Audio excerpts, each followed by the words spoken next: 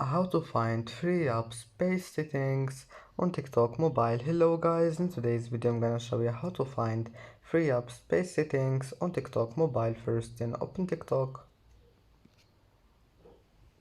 and now click profile, and here in the top corner you will find these three lines. Click on it and then click settings and privacy.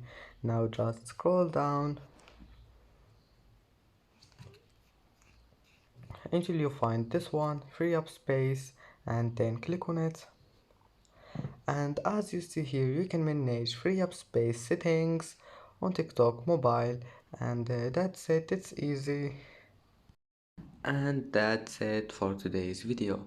If you like this video, don't forget like and subscribe, and thank you for watching this video until the end, and see you in the next video.